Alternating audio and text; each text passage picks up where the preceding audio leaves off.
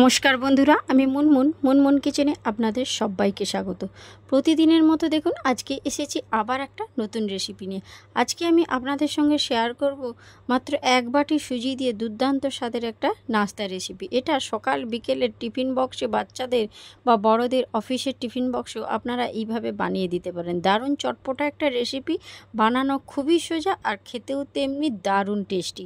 একবার হলেও এইভাবে সুজি দিয়েই এই রেসিপিটা বানিয়ে দেখবেন বন্ধুরা, কত তাড়াতাড়ি এই রেসিপিটা তৈরি হয়ে যায় আর খেতে অসাধারণ হয়। তো ভিডিওটি অবশ্যই লাইক দিয়ে দেখা শুরু করুন।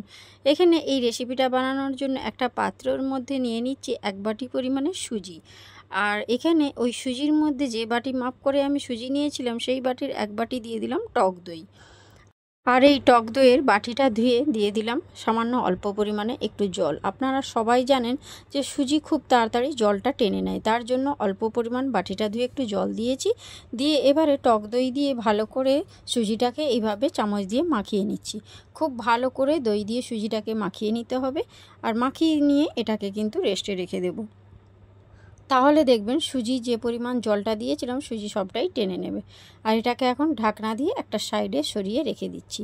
আর এখানে রেসিপিটা বানানোর জন্য দেখুন দুটো সেদ্ধ আলু নিয়েছি, একটা বড় সাইজের সেদ্ধ আলু আর একটা ছোট সেদ্ধ আলু।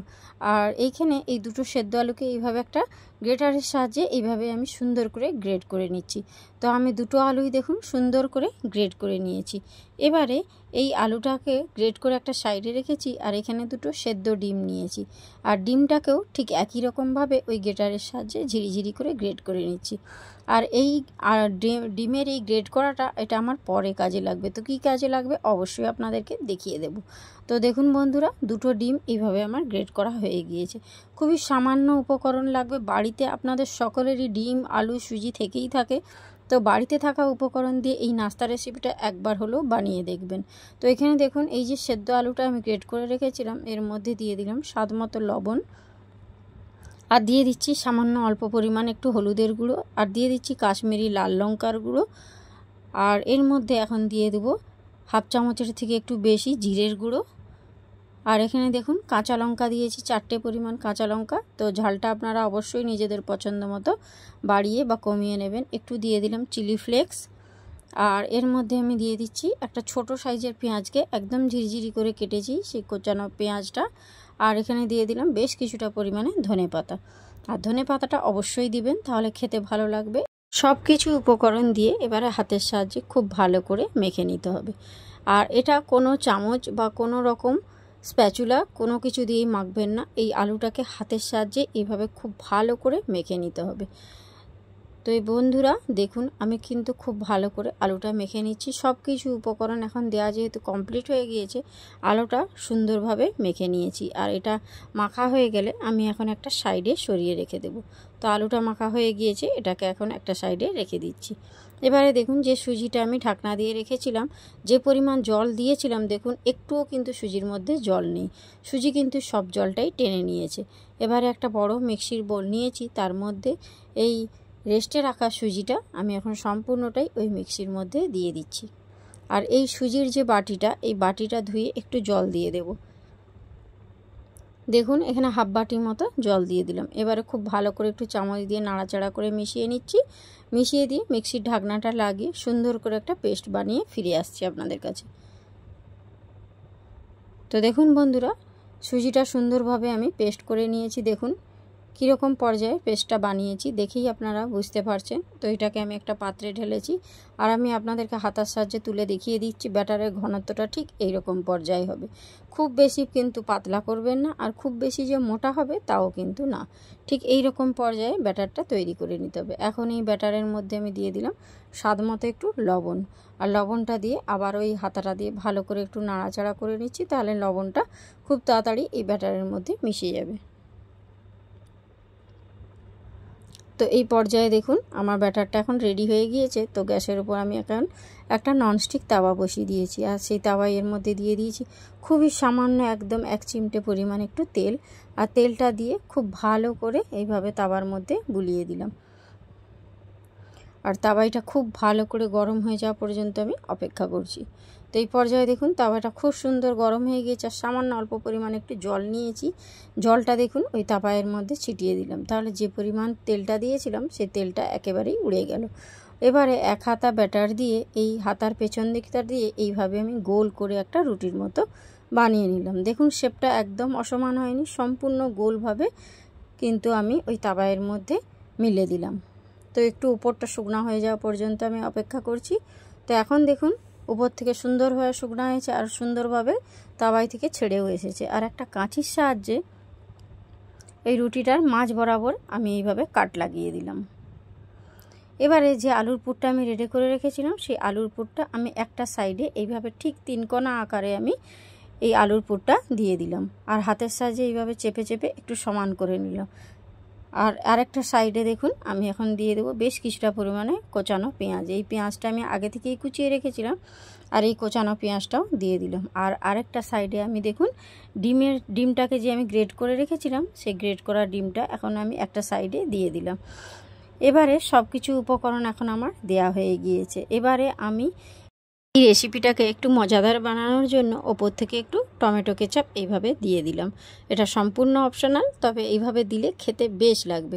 তো ওপর থেকে দিয়ে এইভাবে দেখুন একটা পার্ট যে আমি কেটেছিলাম এইভাবে অপর সাইডটা মুড়ে দিলাম, দিয়ে এইভাবে ভাঁজ করে নিলাম। দেখুন ভাঁজ করাটা দেখে আপনারা বুঝতেই পারছেন যে কিভাবে ভাঁজটা করতে হবে। তো ডিমের গুঁড়োটা একটু বেরিয়ে গিয়েছিল, তো কোনো সমস্যা নেই বন্ধুরা, এইটা খেতে অসাধারণ লাগে। তো উপর থেকে দেখুন একটু তেল এইভাবে ব্রাশ করে নেবেন, তাহলে একদম উপরটা সুন্দরভাবে ভাজা হয়ে যাবে।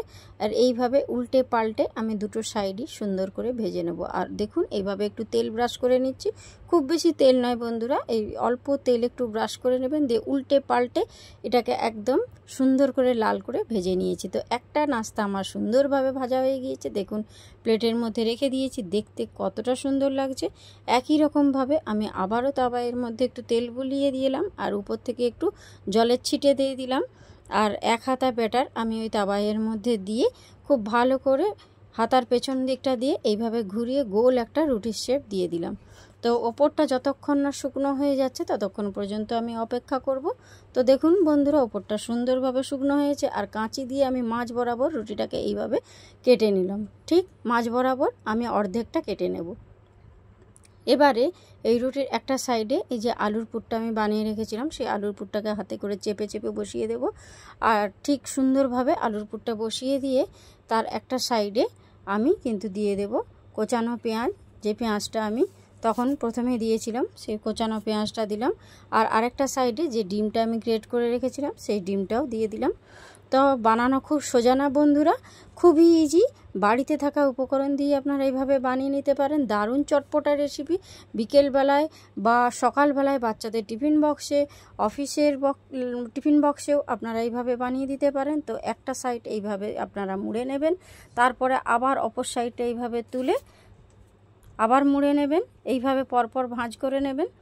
আর আরেকটা সাইড খুব গরম হয়ে গেলে আপনারা এইভাবে স্প্যাচুলা দিয়ে মুড়ে নেবেন।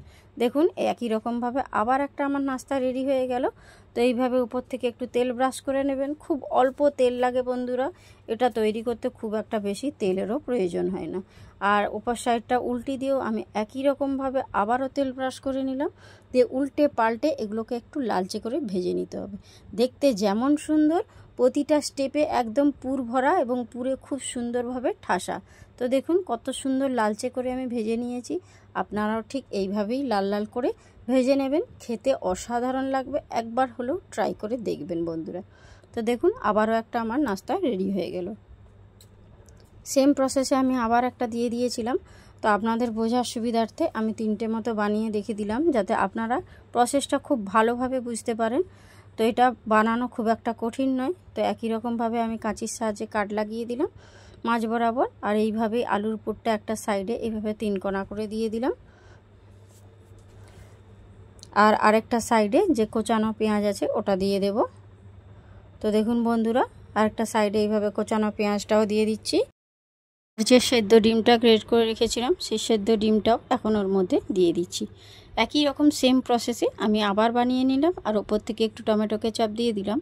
আর একটা সাইড এইভাবে ভাঁজ করে ওপর থেকে একটু চেপে চেপে দিলাম, আর দিয়ে অপর সাইডটা এইভাবে ভাঁজ করে দিলাম, দিয়ে চেপে চেপে দিয়ে খুব ভালো করে সুন্দর করে আমি ভাঁজ করে নিচ্ছি। রেসিপি যদি ভালো লাগে অবশ্যই বন্ধুদের মধ্যে শেয়ার করে দেবেন, আর আমার চ্যানেলে নতুন হলে চ্যানেলটা সাবস্ক্রাইব করে আমার পাশে থাকবেন। তো বন্ধুরা দেখুন সুন্দরভাবে আমার কিন্তু ফোল্ড করা হয়ে গিয়েছে, আর ওপর থেকে আমি এইভাবে একটু তেল ব্রাশ করে নিচ্ছি। তো এই রেসিপিটা বানানোর জন্য খুব বেশি তেলের প্রয়োজন নয়। যদি সকালবেলার সময় না থাকে, তাড়াহুড়োর সময়, এইভাবে আপনারা শুধুমাত্র সুজি দিয়েই এই দুর্দান্ত নাস্তা রেসিপিটা বা টিফিন রেসিপিটা বানিয়ে নিতে পারেন। তো দেখুন উল্টে পাল্টে লাল লাল করে আমি দুটো সাইডই সুন্দর করে ভেজে নিলাম। তো এবারে এটাকে আমি তুলে একটা পাত্রের মধ্যে রেখে দিচ্ছি। সব কটা আমার সুন্দরভাবে ভেজে নেওয়া হয়েছে। এইভাবে বাকি যেগুলো ছিল সেগুলো আমি ভেজে নিয়েছি। তো দেখুন ভেজে নেওয়ার পর আপনাদের সঙ্গে পরিবেশন করলাম একটা প্লেটের মধ্যে। কত সুন্দর দেখতে লাগছে না, একেবারে পুর ভরা, আর ভেতরটা পুরে ঠাসা। বাচ্চারা তো আঙুল চেটে পুটে খাবে, আর একটাতে কিন্তু মন ভরবে না বন্ধুরা, বারবার চেয়ে চেয়ে খাবে। তো আজকের মতো আসি, টাটা, বাই বাই।